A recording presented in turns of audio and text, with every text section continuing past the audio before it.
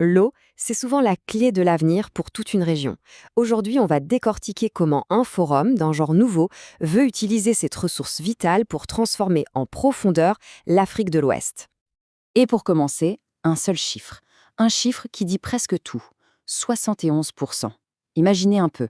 71% de toute la superficie de l'Afrique de l'Ouest est couverte par des bassins de fleuves. Partagés. Partagés entre plusieurs pays.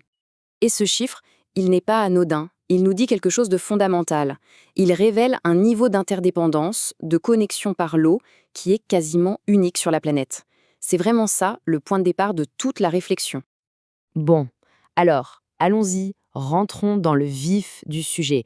On va commencer par poser le décor, comprendre pourquoi on peut dire que c'est une région qui est littéralement liée par ses cours d'eau. Pour bien saisir l'échelle, regardons quelques chiffres clés.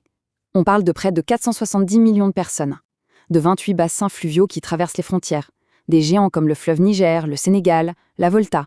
Mais le point le plus incroyable, c'est celui-ci. Mis à part le Cap-Vert, absolument tous les pays de la région partagent au moins un cours d'eau avec un de leurs voisins. Tous. L'interdépendance n'est pas une option, c'est un fait. Et cette situation si particulière, c'est comme une pièce de monnaie. Elle a deux faces. D'un côté, c'est une opportunité en or, celle de coopérer pour la paix, pour le développement. Et de l'autre côté, eh bien, c'est un risque énorme, celui que cette même eau devienne une source de tension, un frein à l'économie. C'est là que tout se joue. La gestion de l'eau, c'est un véritable carrefour stratégique. Alors, face à ce dilemme, que faire? Comment s'assurer de choisir le bon côté de la pièce? C'est justement là qu'intervient cette idée de créer, de forger une véritable communauté de l'eau.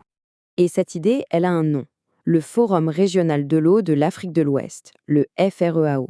Attention, ce n'est pas juste une conférence de plus. L'ambition, c'est de lancer une collaboration continue sur le long terme. L'objectif, c'est de créer une sorte de réseau d'experts et de décideurs, pour que la région parle enfin d'une seule voix, une voix forte sur la scène mondiale.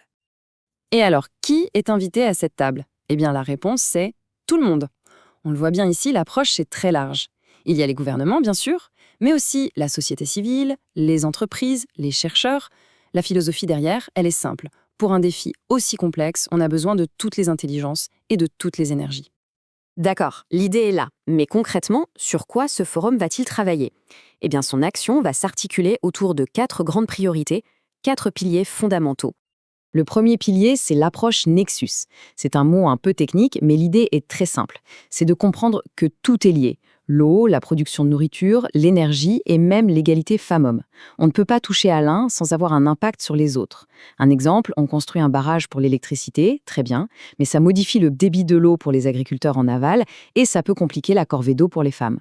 L'approche Nexus, c'est de penser à tout ça en même temps pour éviter de créer de nouveaux problèmes en voulant en résoudre un. Donc, la grande question pour ce premier point, c'est comment transformer ce véritable casse-tête en une opportunité?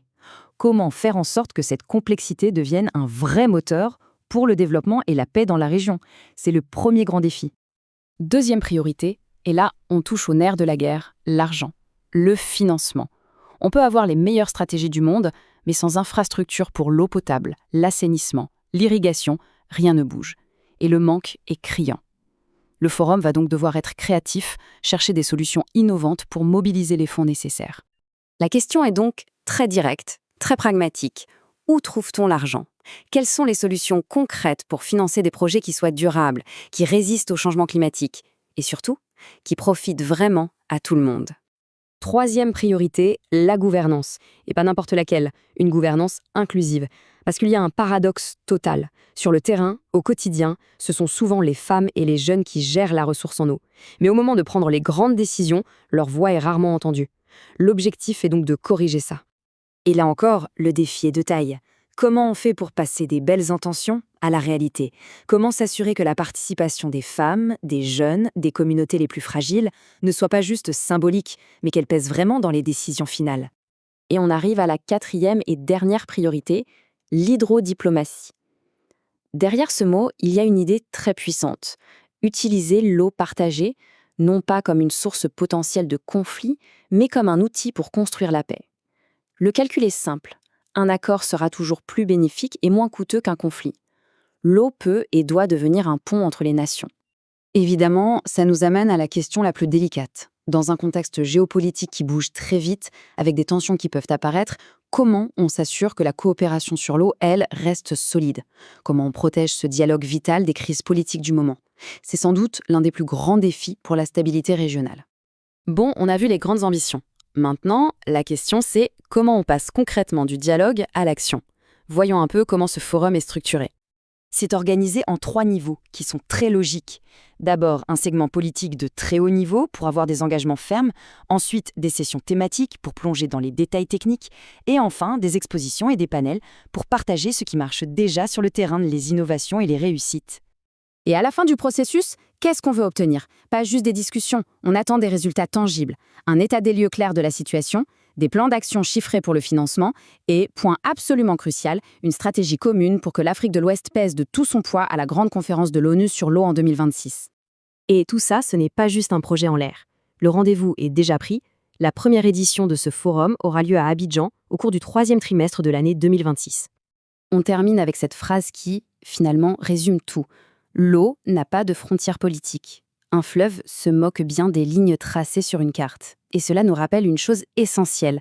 Dans cette région du monde, encore plus qu'ailleurs, la coopération sur l'eau n'est pas une simple option diplomatique. C'est une condition de survie